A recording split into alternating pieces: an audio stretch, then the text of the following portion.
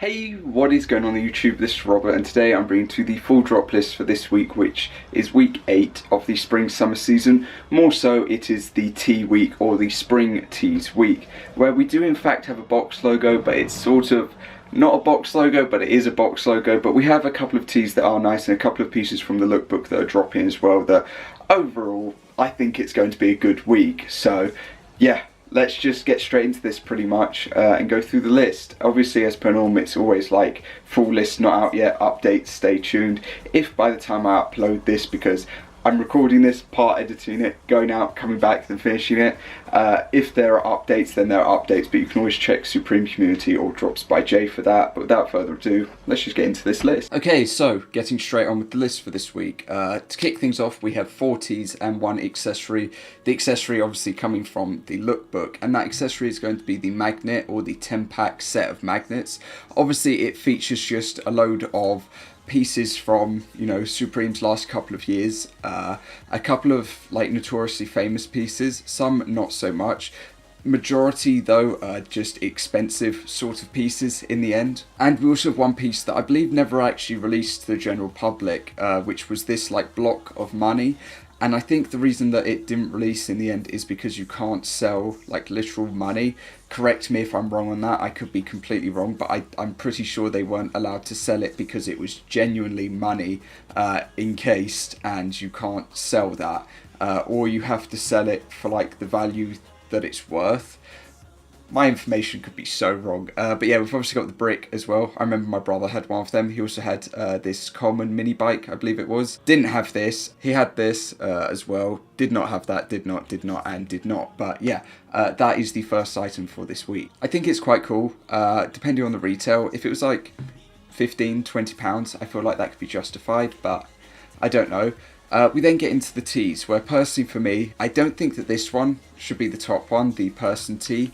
For me, I feel like the Still Talking tea should be at the top, because I think it is like the best one as an overall out of all of them.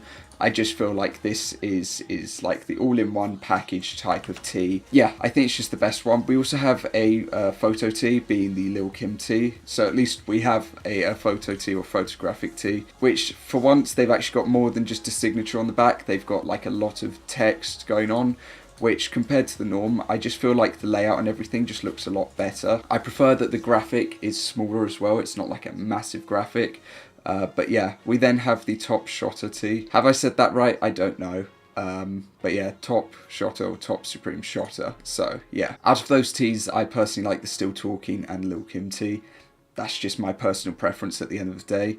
I'm not too much of a fan of the person tea or the top tea. It just doesn't really do a lot for me. We then have the full zip face mask jacket. I remember this one from like the lookbook, people having it or seeing it. It reminds me almost like a knight, like chivalry type of thing. Like, yeah, that's literally what I see when I see this. Or like, I'm trying to think of the YouTuber who wears like a face mask. It's not Zuckles. It's someone else. It's Swagger Souls. Swagger Souls wears a helmet. So yeah, that's what it reminds me of. Going on from there, we have another one of the teas, being the Alien tea. I thought that this one is just okay as an overall. I like the small graphic with the Supreme font underneath. It feels like it's just right for what it is. Like, it doesn't feel like it's too much or too small in the end. It feels like it's hit that like middle ground of where it's just the right everything, the placement and everything for it. It's just that compared to some of the others, it's not the best in the world. We then have a couple of lookbook pieces, being the short sleeve pocket tee, the small box tee, and the tartan wool suit. I do like this very vibrant colour in the pocket tee. I think that the far right 3 for the small box tee are cool, but they're very standard pieces that we get. I do like that they have chosen different colourways compared to the norm of the sort of tones that they typically go with. Especially this baby blue and the grey, as well as this like lilac sort of tone that they've got going on. But yeah, as an overall, I just won't be going for any of them because they are just standard per season. We get normally a pocket tee, a small box tee, and yeah, it's just different colourways, different releases. For the wool suit, I mean, it's just going to keep throwing me back to like 2017, I believe it was, when we had the Comme des Garçons, you know, eyes pieces with the Air Forces and the suit and everything then. And I bought the suit. It was like £798 or £788. sent it back because it was that much and I couldn't afford to have it at the time, and now I'm sort of like, I regret it. I should have just kept it because it would have been a really cool piece to have. But yeah, I don't believe that it's anything over retail currently, but it's just, yeah, it's just a cool piece. Going on from that, we have the box logo for this week, which is sort of like a blood splatter type for Ralph Steadman. Obviously, last week we had the hoodie, and this time we've got the box logo tee and the skull tee coming out.